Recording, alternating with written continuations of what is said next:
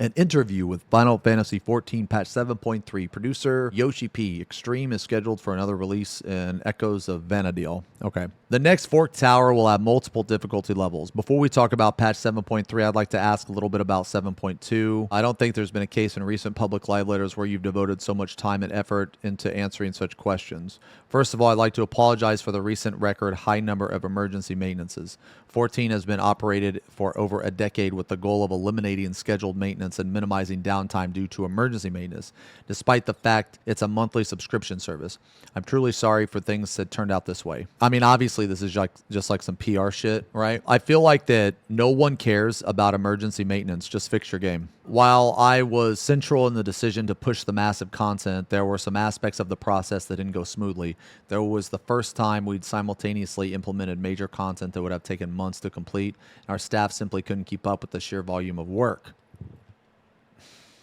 In addition, we've reworked the base system for Cosmo Explorer numerous times, which took up a lot of time. This impacted the quality assurance team, resulting in numerous bugs just before release. We fixed the immediate visible issues, but bugs that triggered on a frame or timescale remained, so we had to implement emergency maintenance as a means of immediate response. Okay, man, look, I'm not in game design or anything, but I guess I'll give my fucking opinion, I guess. I just think this is bullshit. I think that it's a deep-rooted problem. A lot of this shit should have never passed the quality assurance. I feel like that they have people in the team that just don't fucking know what they're doing.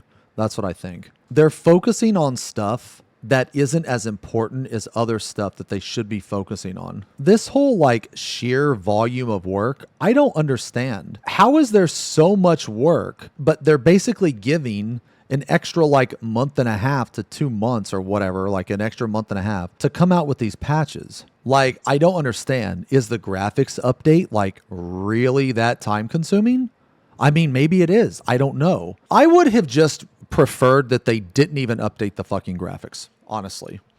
Because now they are just constantly using that as an excuse. Like, I fucking knew right when they fucking said it. I was like, man, this ain't going to be worth it, man. It's not going to be worth it. The patches are going to take longer to come out. It's just the graphics. It's not, dude. It's like, maybe some people really love it. Me, I would rather them just come out with fucking content. Here's my thinking, and you guys can tell me if you think I'm wrong. Basically, they told us at the beginning of the expansion, they said, okay, we're going to work on the graphics, but it's going to take us an extra, like, what'd they say, like month and a half, like every 4.5 months instead of 3 or some shit. So they're going to spend like a month and a half every patch cycle working on graphics. So like, I'm not really a fan of that, but I understand people like a pretty game. And to a certain extent, I like a pretty game. Going back to my point, where I was like, I think they're focusing on things that are not top priority, right? I don't think graphics are a top priority, but they've already slated it into this expansion. Like they're doing this expansion for the remainder of this expansion. That's fine. I get it. I understand. But what I'm saying is that if that is one problem area, like if you look up here, they had to come out with this content, right? But the problem is when they came out with the content, it had numerous bugs. So someone is not checking this shit. Someone is fucking up. So we have a person or a people that are focusing on things like non-important things. Then you have another problem where the quality assurance team or whatever, the testers, whatever, they're missing shit. That's another problem. And then the content itself that they're coming out with, you know, mostly casual shit, it's boring. People don't want to do it. It's not that they're getting a lack of content. It's the quality of the content. They have some like problems internally. And it's not just like one. Back in the day, you know, around like Stormblood and shit, we didn't really have this type of stuff. Something changed since then, right? Like people either left, they got fired, new people came in, inexperienced people came in, experienced people left. Whatever the problem is, and again, I don't know what the actual problem is because I'm completely ignorant to how Square Enix actually operates, okay? But there are multiple areas, and it's clear, multiple areas with a problem. So like the quality assurance, right? They're goofing. Like the sheer volume of work, I don't know, man. Just the way that it's worded, just the way that they're translated, just the way that it's translated, it's worded like that they're in a fucking sweatshop or something. You know what I mean? It's like they're being, you know, it's like they're like slave labor or something. They're being forced to work. You know what I mean? I think it's bullshit. I don't buy it, man. I just don't buy it. I mean, maybe they are. I just don't buy it. I think it's a cop-out, but, you know, like I said, man, what do I know? Like, I'm not going to believe them unless they actually break it down for me. It's Japan. Their work culture is insane. I mean, it could be. It could be. I just don't buy it. But basically, for me to believe them, I just need more information. Now, are they going to give us more information? No. Do they give a shit if I believe them? No. Does it matter if I believe them or not? No. No, not at all. Let's see. So that's how it all happened. And as for the issue with entering Crescent Isle, since the trouble had become a hot topic in the community, I felt it absolutely had to be mentioned in the public live letter. Of course, in the past, we have taken time at the beginning of public live letters to explain what happened, but this time there simply wasn't enough time at the beginning. It wouldn't be convincing unless I once again explained to the players my understanding of the current situation, and how we plan to improve it. So that's why I took time. Okay, so like this right here, going back to what I was talking about, how like I think there's multiple areas, there's multiple problem areas, and it's deep-rooted. Let's just use the example that they gave here. You have Occult Crescent, Delubrum Reginae, and BA. BA was the first. It released, it had a lot of problems. The accessibility was a fucking issue. All of that shit. They had a lot of problems. Delubrum Reginae came out.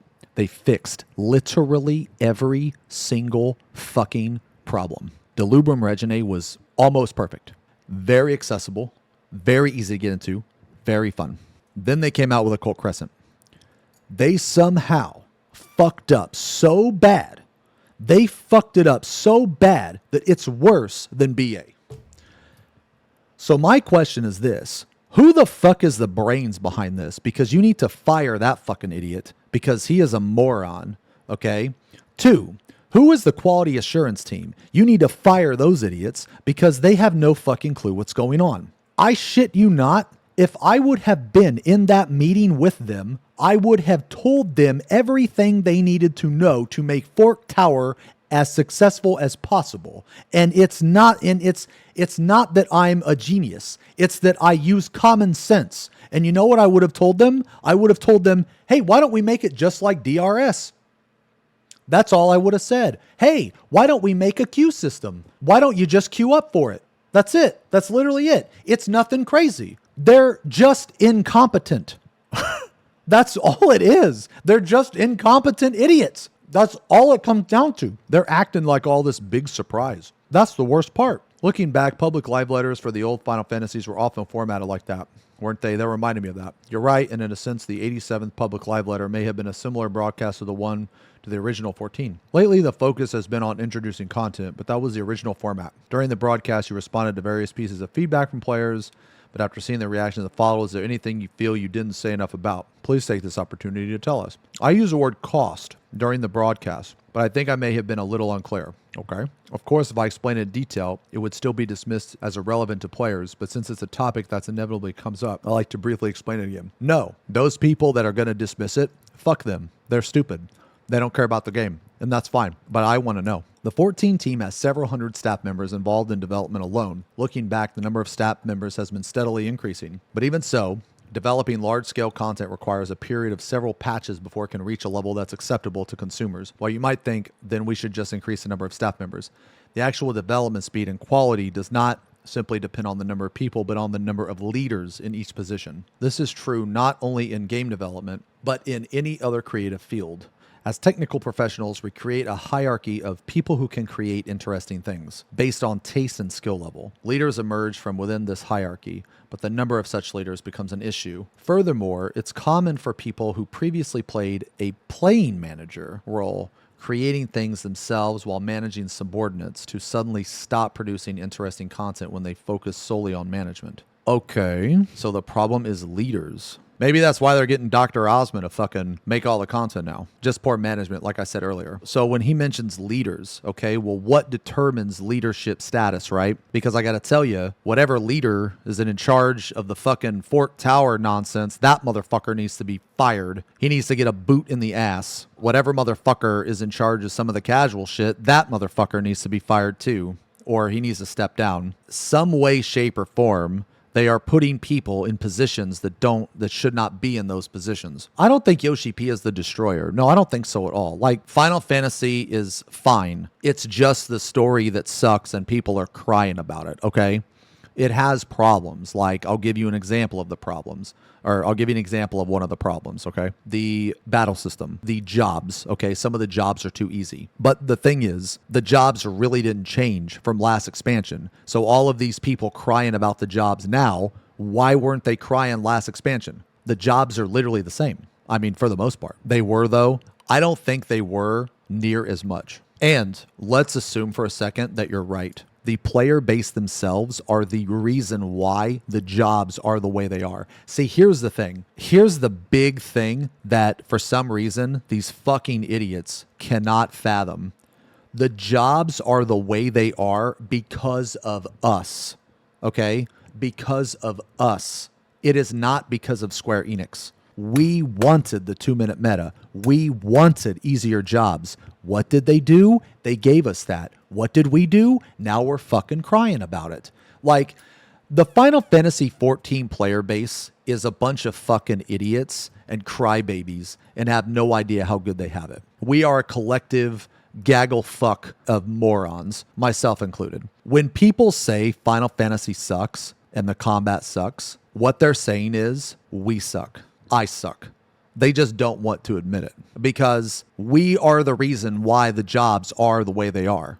If you make the jobs too hard, people cry. Make them too easy, people cry. They have, if they're just right, it's not enough. That's just how it is. Now, if it were up to me, I'd rather the jobs be slightly harder, but Square Enix is a company at the end of the day. They want to make money, so they're going to cater more to the shitty players. Some Black Mage and Monk players want an easier experience. Why couldn't they change the battle system to help those people?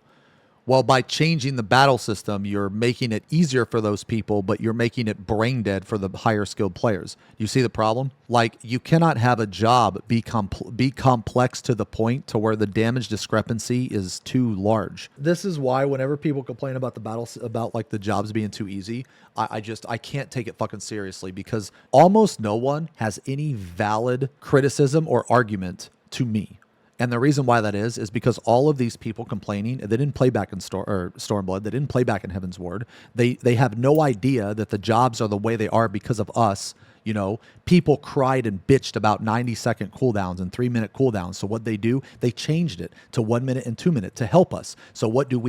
We say it's boring. Like, do you understand the cycle here? People want stance dancing back, right? You mentioned stance dancing. People want stance dancing. You don't want stance dancing. You really don't. You think you do, but you don't. Because what stance dancing does is it leads to more tanks dying, higher skilled tanks, absolutely dumpstering shitty tanks and DPS. So, like, that's the problem. I guarantee you, a lot of people playing today, if the jobs were back in Heaven's Ward, they wouldn't play. People think they want harder jobs, but they really don't. But you know what? I really hope it goes back to that. No, I do. I hope, okay, this is what I want. I want 8.0 to give the player base, again, exactly what they asked for. Much more complex jobs. And I want the player base to get shit on. I want the player base to get humbled because we need it. So even though we're talking about personal costs, it's not a simple calculation of numbers. We're also planning to increase the number of staff on the QA team. Okay, thank God, thank fucking Christ, this is good. But it's not just about increasing the number of testers. We also need a leader who can allocate personnel by taking into account how to test efficiently and where bugs are likely to appear. Okay, naturally, we've been trying to increase the number of such people for the past decade or so, but it's not so easy to do so. I think this is also related to the fact that there is an absolute shortage of... Oh, yeah. See, this is where fucking Japan is stupid because they're like xenophobic and shit and they don't want to fucking have other people come in and shit. I think this is also related to the fact that there's an absolute shortage of online game developers in Japan. Well, fucking, I don't know, maybe try someplace else.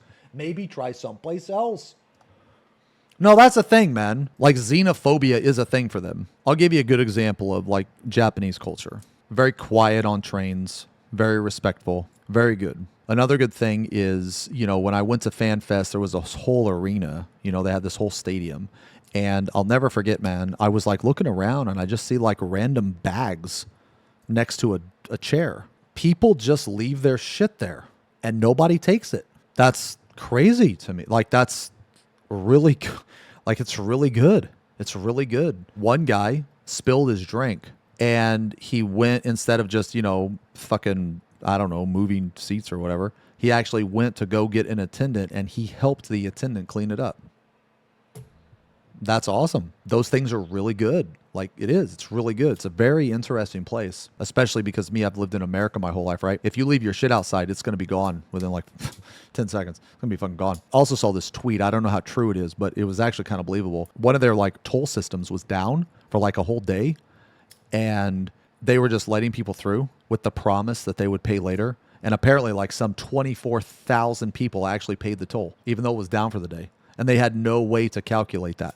They had no way to hold you accountable for the toll. I mean, when they say that, like, I think it's also related to the fact that there's an absolute shortage of online game developers in Japan. I mean, yeah, I can fucking believe it. Like sooner or later, eventually, they're gonna have to expand. It's true that even within the Japanese game industry, there are only a limited number of people with experience in online game development. Now, young people are playing 14 and then coming together saying, I want to make FFXIV, and that staff is growing at incredible speed. We're very grateful that the number of developers is increasing thanks to 14, and we've created. However, there aren't many core staff members in the world who can create an MMORPG of this scale. So whether we can easily increase our staff is another matter. That said, we've of course not given up on increasing our staff, and we're developing them over time. But the current situation is that it has become a competition with the scale up of 14 itself. So the cost includes staffing costs like that. Yes, with such limited personnel, cost, and a 4-month cycle, we have to aim to maintain a certain level of quality.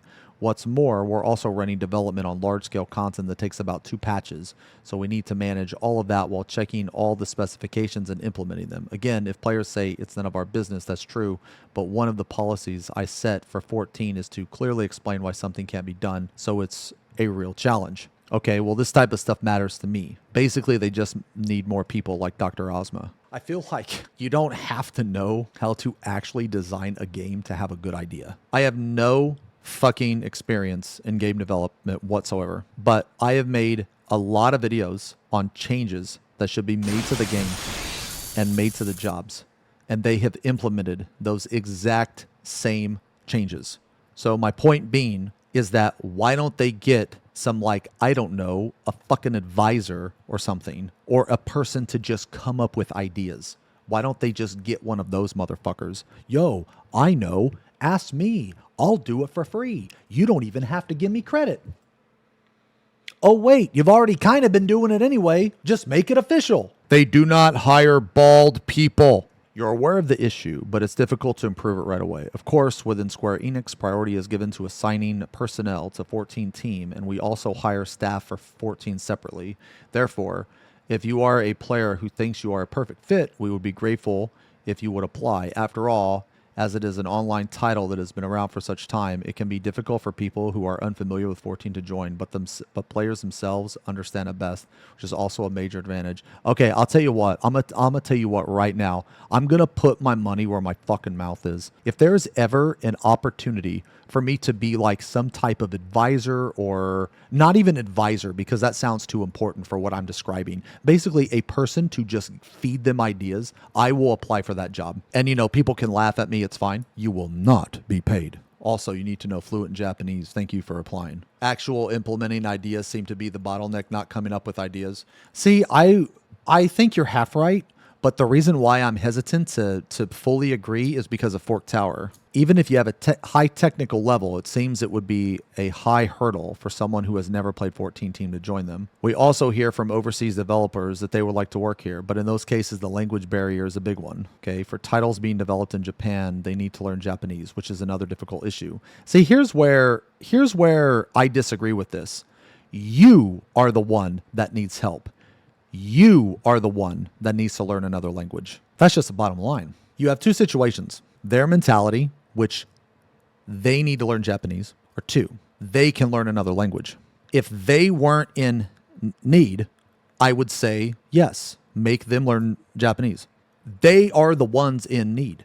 They should go out of their way to learn other languages. Why in the fuck would a company in need of this expect the other guy to learn their language? You're the motherfuckers in need. That doesn't make sense to me. Like, dude, isn't there a fucking translator app now? Can't you like say something in English and then it'll fucking translate it? How is language barrier even a thing? It's 2025. Now that I'm thinking about it, you don't even need to learn the language. Just have your fucking phone on you. One more question about feedback.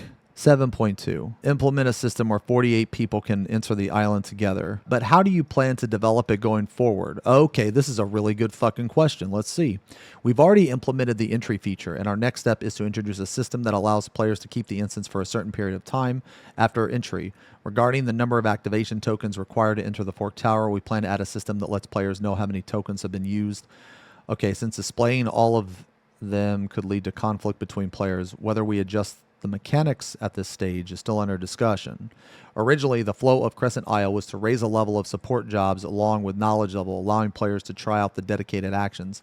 Hardcore players would attempt to clear Fork Tower with the aim of clearing it early, and as this strategy spread, the clear rate would gradually increase. However, the entry point was too complicated and distorted, making it difficult for even early clearers to enter. Therefore, we plan to make adjustments to return it to the original format and then consider adjusting the difficulty. Okay, so right here, all of this, you could literally just say, hey, we fucked up. We should have made it like DRS. That's literally it. That's all they needed to say. Because Fork Tower should not even be a part of the instance. Fork Tower should be its own complete separate fucking thing. Whenever they come out with these exploratory zones, you should never put the instance, like the dungeon, the Fork Tower, the BA, whatever, inside of the zone. How can you have a system like DRS and not just copy paste? You don't have to think about it at all. You literally just take something that's already in the game, you copy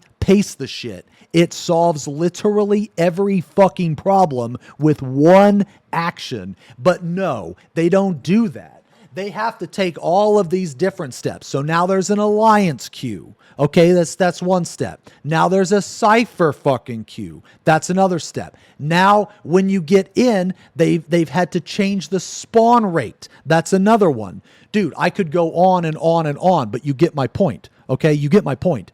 You have all of these changes, or you could just fucking make it to where you could queue in and it literally solves every single problem with one step.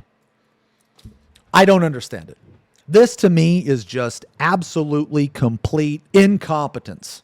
Was the original idea that even more casual players could challenge and clear. Fork Tower was actually created with the assumption that it could be cleared by 24 people if the strategy was established and that the remaining 24 could aim to clear it with support. However, there was a gimmick that required collective responsibility, so we felt that we had not made enough adjustments there. Are they talking about the support fade? Therefore, the goal of 7.3 is to adjust it to the form that we were originally aiming for. The next Fork Tower is also currently in development, and we plan to implement it with the feedback from this taken into consideration from the start. Okay, that's very good. We have also received requests to create multiple difficulty levels, so the development team is working hard to achieve that goal no matter what. I really hope I'm wrong about this. What I think the difficulty is going to be determined by the amount of ciphers that you put in. So what I think is going to happen is you're going to have people that put in ciphers. So let's say that like 24 is level 1, 35 is level 2, 48 is level 3. I bet you are going to have people that want to do the level 1 cipher. They put in 24, and then some people just roll up and they put in their ciphers too.